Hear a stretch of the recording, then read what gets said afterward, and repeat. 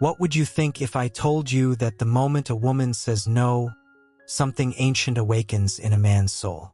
Not the infantile tantrum of the entitled ego, but something far older, something primordial, mythic. Something Jung himself would say stirs from the unconscious, where the anima and animus dance their endless, wordless ballet. A woman's rejection, when rooted in sovereign self-worth, does not repel the masculine soul. It calls it home, but not to comfort, to transformation, because what is rejection, really, if not a mirror, a holy interruption, the severing of fantasy from truth? A woman who stands in her power and says no is not only refusing a man, she is refusing the illusion he projects onto her.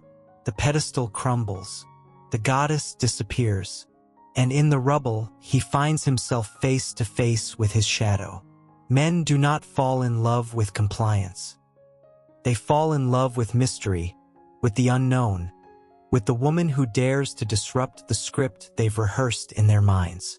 She becomes the unopened letter, the unsolved riddle, the myth whispered around the fire. And what is more alluring to the masculine psyche than the feminine that refuses to be possessed? Some women have felt this without knowing why. She says no, not from coldness, but from clarity. She doesn't entertain attention as currency. She doesn't barter her body for breadcrumbs. And suddenly, the man who barely noticed her is now orbiting her silence like a desperate star. In the architecture of the male psyche, especially one arrested in the adolescence of unexamined desire, rejection by a sovereign woman creates friction. This friction ignites reflection, sometimes obsession. He is not drawn to her in spite of the rejection, but because of it. Because something in her presence reminds him, unconsciously, that he is not yet whole. You see, Jung taught that men carry the anima within them, the feminine soul image that represents feeling, creativity, intuition. Most men project this archetype onto the women they desire. Not the real woman, not the one with history and heartbreak and sacred boundaries, but the image she evokes within him. The muse, the healer, the redeemer, the mother. But the moment she refuses, the spell breaks. The projection shatters. And for a man unprepared to meet his shadow, it feels like death. A death of illusion. Yet it is also an invitation to descend, to begin the painful, sacred work of individuation. The woman who rejects him becomes not the villain, but the sacred wound, the oracle in disguise. And here is where it becomes dangerous, because not all men are ready. Some will mistake this rupture for humiliation. Others will rage against the mirror she held up to them. But the rare few, the ones who are tired of chasing ghosts, may look inward and ask, who am I without the fantasy? What part of me believed I was owed her love, her body, her approval? If you are a woman listening to this, know this: your rejection, when it is authentic and rooted in truth, is an act of grace, not cruelty. You are not cruel for walking away from dishonor. You are not cold for refusing to explain your boundaries. You are not harsh for choosing your peace over performance. In a world that grooms women to be agreeable, to nod and smile and make men feel big, there is something revolutionary in your no. Your refusal does not just shake one man, it trembles centuries of patriarchy. And yet, paradoxically, it is that woman, the one who knows how to say no, who does not beg, who does not play the puppet, who becomes unforgettable. Why? Because she embodies the feminine mystery in its purest form. Untamed, unbothered, and unowned. She reminds him of what he has lost within himself. She does not compete. She does not convince. She simply is. And that presence alone creates a chasm within the masculine psyche, between the man he is and the man he could become. And so he follows, not always physically, sometimes only in dreams, in memories, In that quiet ache at 2 a.m. when the noise of the world has faded and all that's left is the ghost of a woman who said no. But it is not her rejection alone that holds the spell. It is who she becomes in the act of rejecting. She is not punishing. She is not weaponizing silence or withholding to manipulate. Her refusal is sacred. It is the fierce grace of a woman who has looked inward and chosen not to betray herself. She walks not away from him, but toward herself. And this, more than anything, haunts the male unconscious. The sight of a woman returning to her own soul. Men sense it even if they cannot name it, that she does not reject him, but the version of herself she would have to become to accept less than she deserves. She refuses the smallness. She will not bend into the shape of his longing. And in that act, she resurrects herself as an archetype of the eternal feminine, elusive, whole, sovereign. This is the moment where the psychological alchemy begins. According to Jung, within every man is the hero, and every hero needs a quest. But most modern men chase conquest, not growth. They chase validation, not meaning.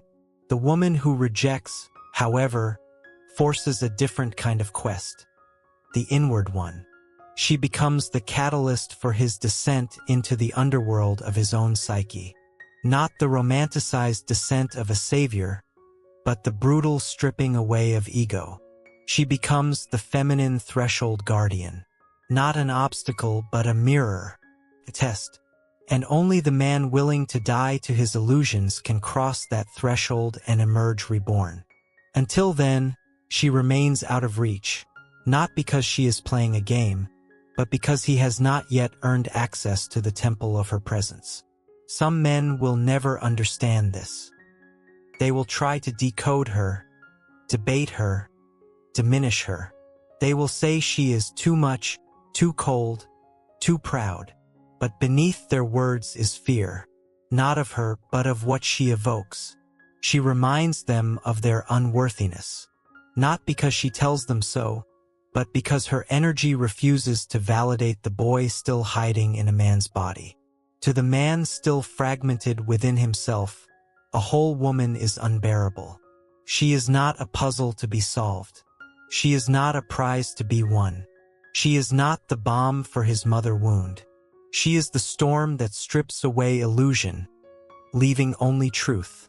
And when she says no, when she walks away, when she chooses herself over his confusion, he is forced to reckon with the hollow echo of entitlement. And still, he is drawn to her, because something in him remembers. He remembers the ancient archetype of the high priestess, the gatekeeper of sacred knowledge. He remembers the myths where the hero must face the dragon of his own psyche before he can earn the love of the goddess. He remembers that love is not owed, but revealed only through the fire of transformation. So she waits, not for him, but in her own world, her own becoming. She is not idle. She is not bitter. She is not testing his devotion. She is living, blooming, creating. And the more she becomes herself, the more men are drawn in ways they cannot explain. Not because she is available, but because she is unreachable. And what is rare is revered. You listening now may know this pull. The man who once dismissed you suddenly awakening to your absence.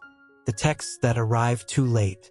The realization in his voice that he never really saw you until you stopped trying to be seen. This is not coincidence. This is archetypal law. He did not fall for you when you overgave, when you chased, when you played the peacemaker. He fell for you the moment you embodied your worth without needing him to witness it.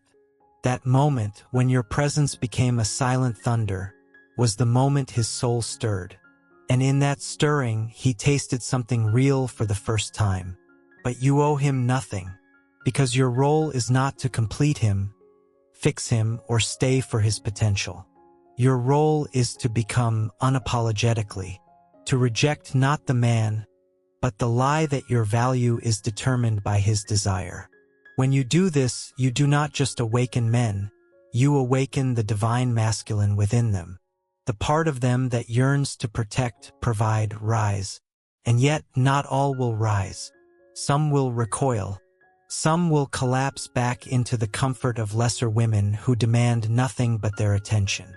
But some will awaken, not because you waited, but because you walked away.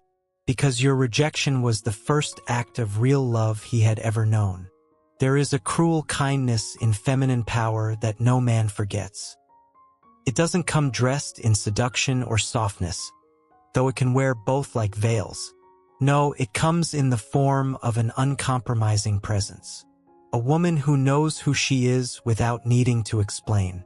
A woman who stands rooted, even as the winds of desire howl around her. The more she rejects what doesn't honor her, the more she magnetizes what longs to. And this is the great paradox of masculine attraction. A man, especially one trapped in a performative ego, says he wants to be loved, but what he truly aches for is the woman who will not collapse into him.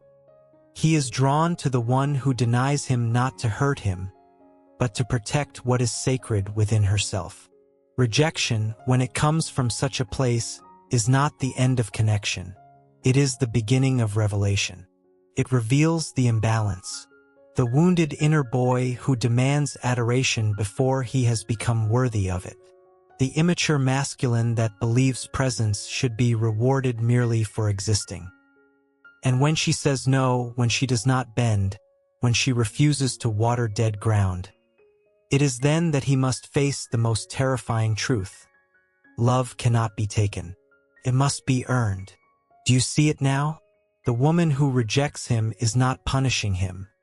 She is awakening him. Awakening the part of him that knows he is capable of more than charm, more than possession, more than the shallow performance of affection. She beckons him to rise, not toward her, but toward himself.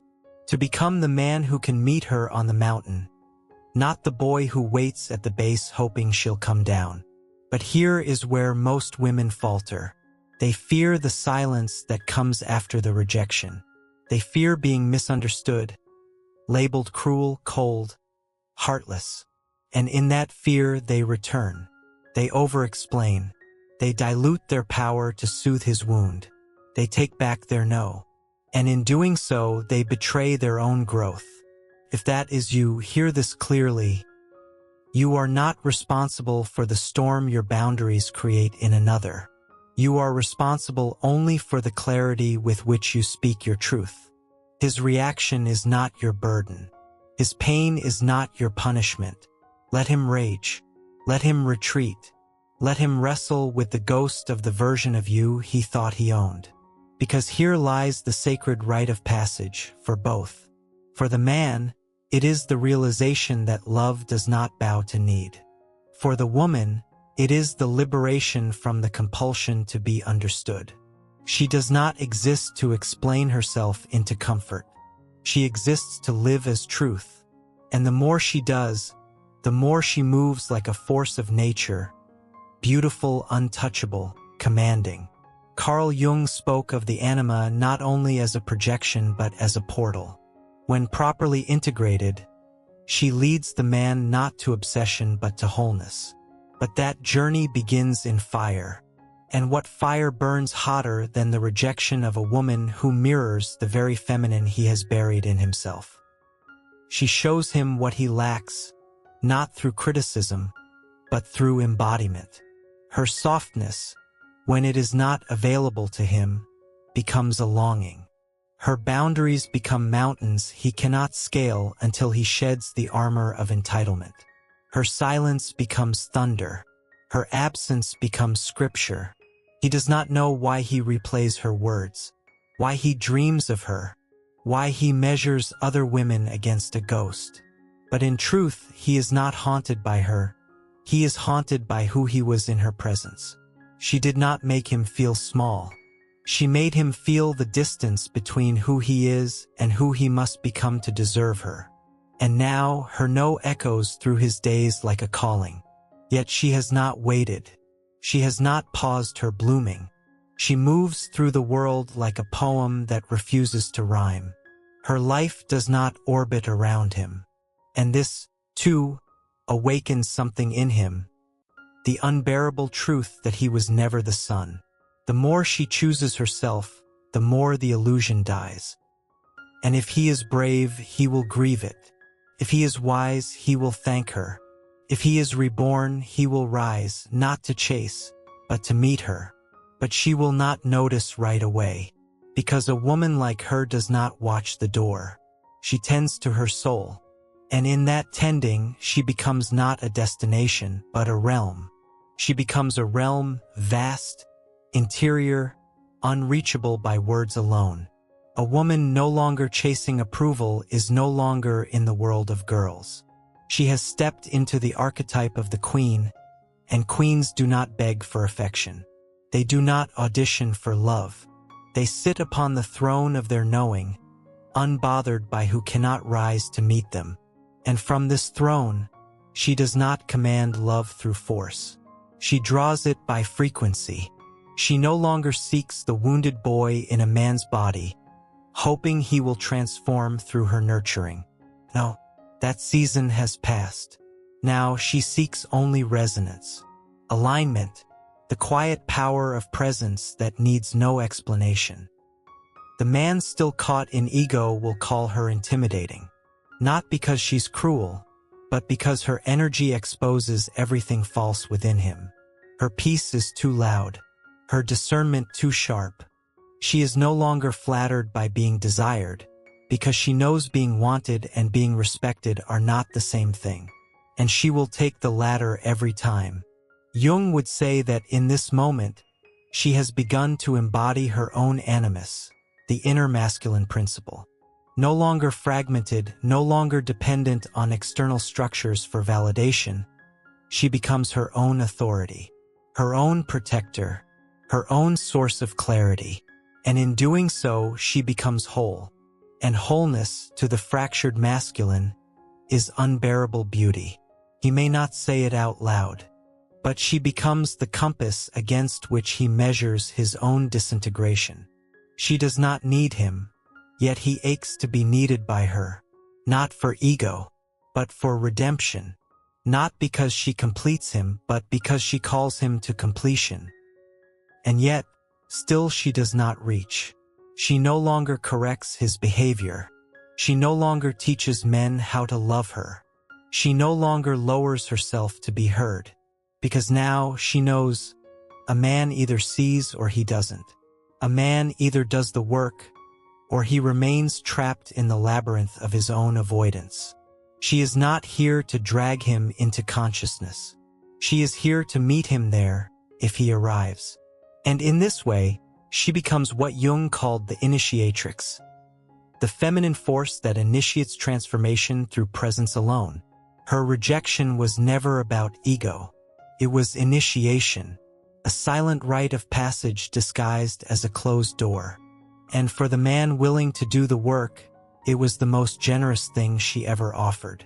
But this path is not linear, and it is not romantic. It is brutal, honest, raw. Because to be rejected by a conscious woman is to be faced with the truth of one's own immaturity. She does not coddle delusion. She does not soften her wisdom for the sake of comfort. Her boundaries are not walls, they are thresholds. And only those who have confronted their own shadow may cross them. He may call her difficult, detached, emotionless, but beneath that he knows she is free. And that freedom, the freedom of a woman who belongs to no man, no fantasy, no inherited script, is more intoxicating than her beauty.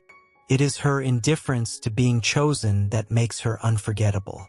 Because her power does not lie in her desirability, but in her discernment. She does not chase. She does not wait. She chooses. And this, in the deepest layers of his psyche, is what he craves. To be chosen by a woman who could have anyone, but still sees something sacred in him. But she will never choose the man who hasn't chosen himself first. This is the medicine he must drink. To rise not for her affection, but for his own integrity. To learn the language of self-respect. to build something in his life that reflects his highest self. Because the woman he desires is not impressed by potential. She is moved only by actualization, and actualization cannot be faked. So she lives, she laughs, she creates, she dances barefoot through her sovereignty, and does not pause to explain it. The man who once sought to possess her now watches from afar, wondering if he will ever become enough to stand beside her. Not above, not below, but with. And maybe he will. Maybe he will climb the mountain his soul has always feared. Maybe he will burn the ego altar and rise from its ashes.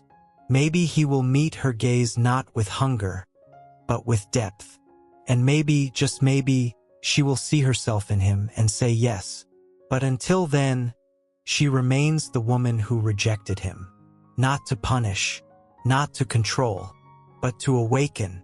There comes a moment, subtle and quiet, when the man who was once rejected is no longer chasing the woman, but chasing the man he was meant to become. This is when the shift happens. Not on the surface, not in gestures or words, but deep within the marrow of his soul. He no longer desires her approval like a starving child.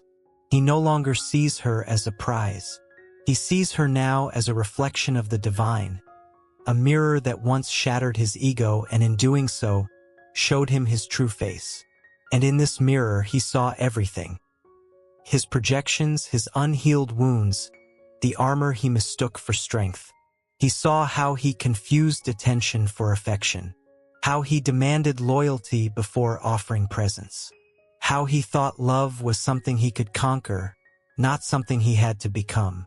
Jung taught that the self is the union of opposites, light and shadow, masculine and feminine, instinct and intellect.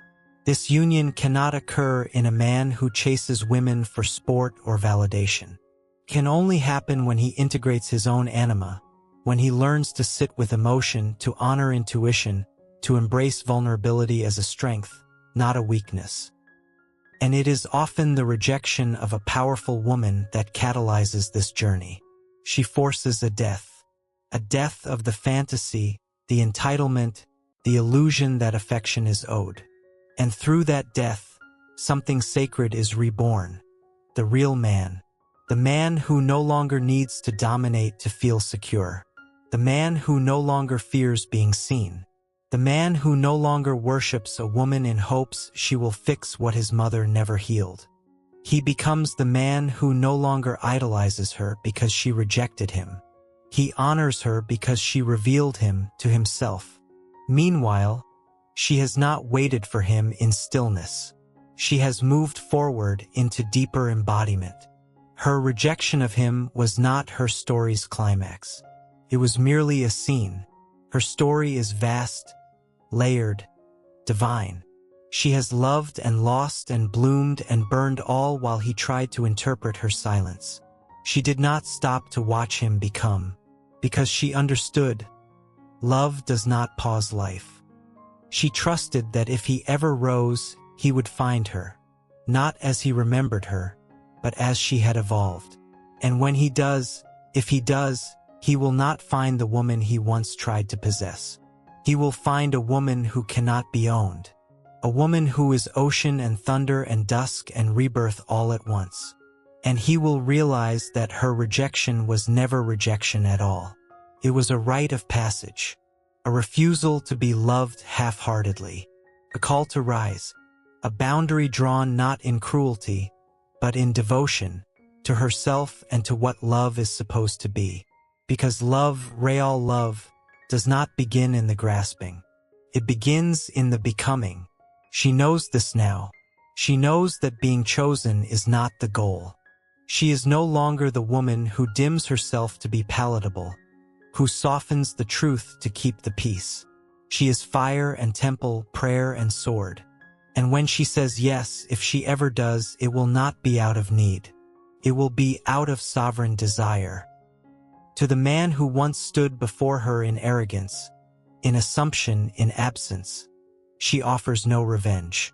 Only silence, only distance, and in that distance he either disintegrates or he ascends. And should he return, not to reclaim her but to reveal himself, she will look into his eyes not with nostalgia, but with discernment. She will see not the man he was, but the man he has become. And she will know, not from words, not from promises, but from energy, because the awakened woman does not fall in love with potential anymore. She aligns with reality, and if his reality matches hers, she may open the door. But it will not be the same doorway he once knocked on. The girl who stood there before is gone. In her place stands the queen, not waiting, not yearning, not hoping, but choosing not the loudest man, not the most persistent, but the most whole, because she understands now what few ever do. Rejection is not the end of a connection. It is the invitation to meet her where she already is. And the man who accepts that invitation walks not into her arms, but into the temple of his own becoming. Only then is he ready. Only then is she open. The woman who knows her worth doesn't chase. She chooses.